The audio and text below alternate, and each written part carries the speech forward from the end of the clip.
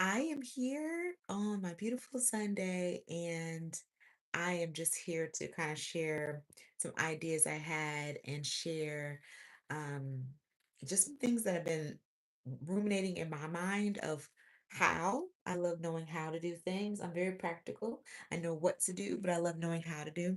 So Sunday is almost like my only day to rest. I have a business and I work full-time job, and I am literally healing from a very crazy relationship.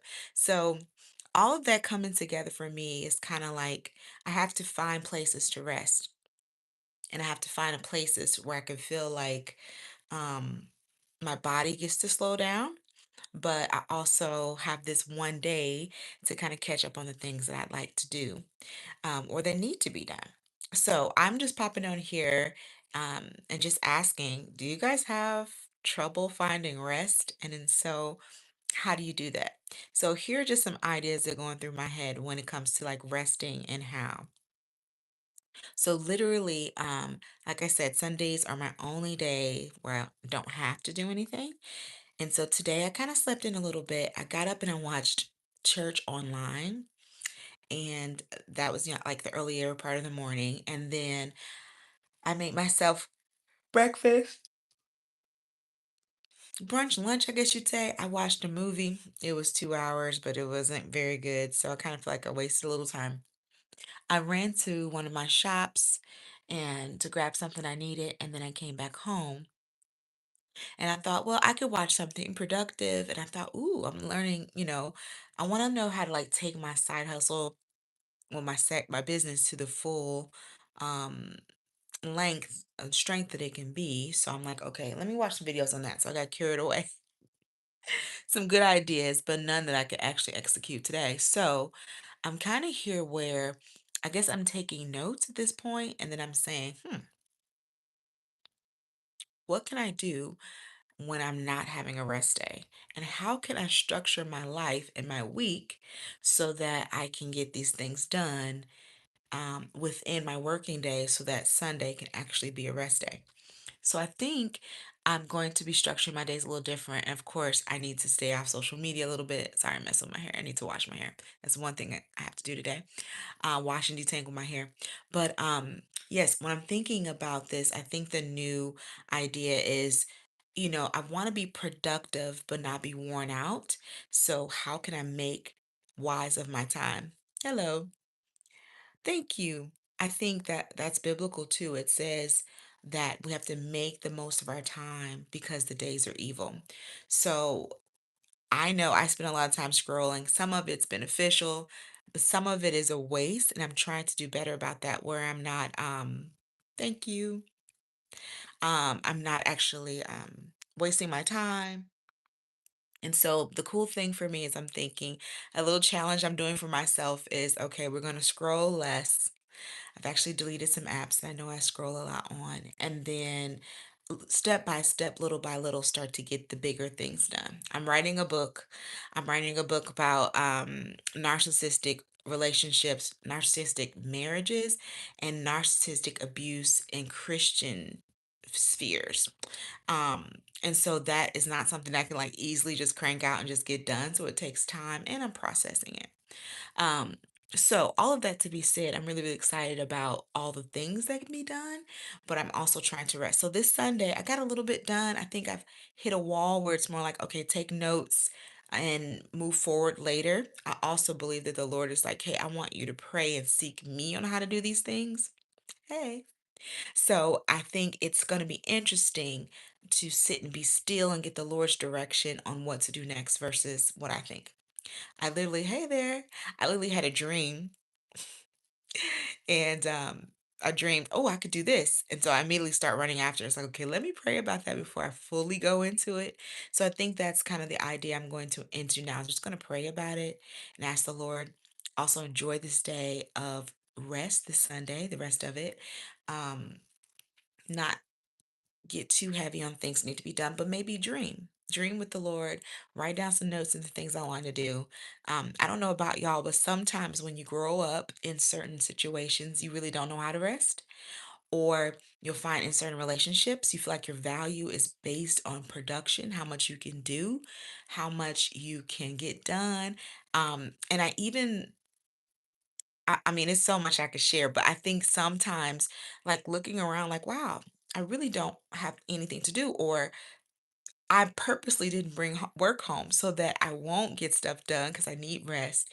But then you feel like, oh, this is a perfect time to do A, B, and C. So it's really interesting. It's a weird thing. It's a really weird space to be in, but I'm just going to surrender this day to the Lord. I'm really going to rest. I might watch something else silly or funny. Um, I might make a plan. I'll make a plan for my productivity, but I won't do too much today because I really need to rest. So anyway, I'm just popping on. I don't know if you guys have any ideas on how you get rest, or if you want to share what are some ways that you set time apart to rest and literally spend time in God's presence, or get a nap in or do something fun. Like one of the things I do, I make perfume in my business. So that's fun to me, but it's also work. But if I can enjoy notes, yeah, pizza's fun. I did have pizza. I did have pizza for lunch. I baked a slice of pizza and then I fell asleep on the couch. So that was fun.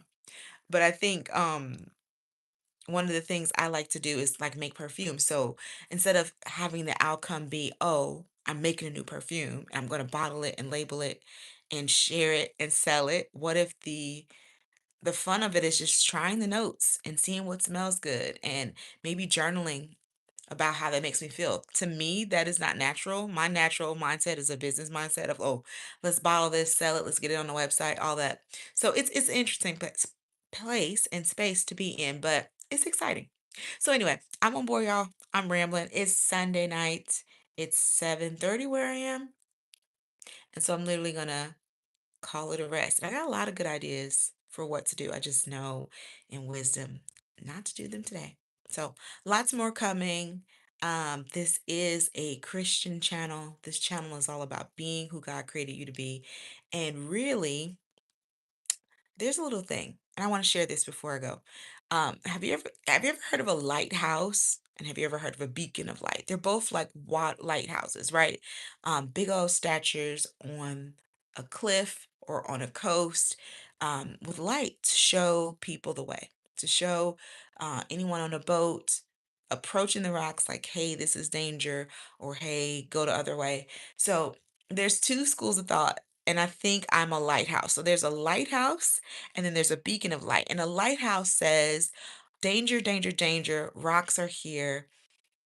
You know, this, can you see what you're rolling up on? That's what a lighthouse does. Be careful. This way is dangerous. And then a beacon of light shows you the way. And the beacon of light shows the direction to where it's safe, where you should dock, where your boat should go.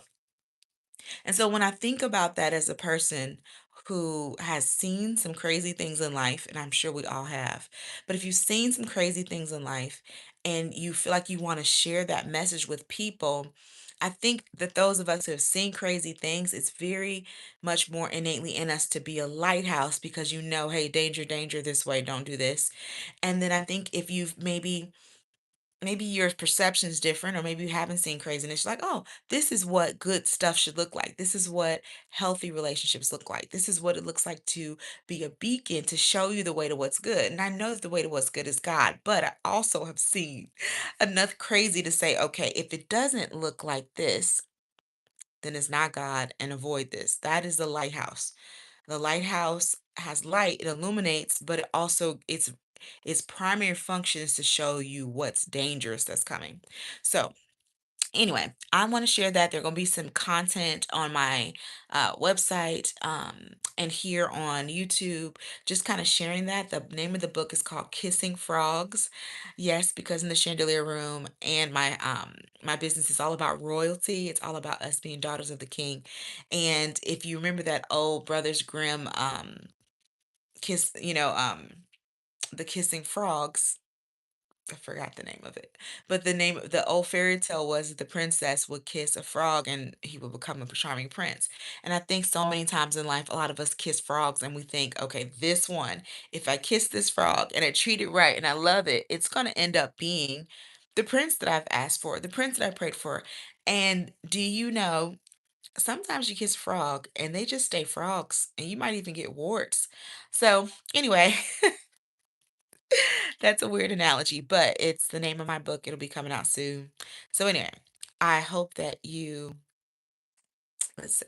I hope that you all are having a good Saturday and yeah, Sunday. And just enjoy yourselves, get some rest. I am on the couch. I think I'm going to be here on the couch until bedtime, which is so weird. And then I'll start my work week and I'll start my business week. But yeah, for right now, I'm just popped on to see what y'all think. So, hey, what's up? I hope that you have a wonderful, wonderful day and rest well. It's Sunday. The most labor intensive thing I'm going to do is probably wash and condition my hair and get ready for a new week. But other than that, I'm really going to try to rest and not do too much because then when the week comes, I'll be like, man, I didn't get a day off. And that sucks. That's such a sucky feeling. Anyway, have a wonderful, wonderful Sunday. This was a nice little rambling, but I hope that you get good rest and you have a blessed day. Bye, y'all.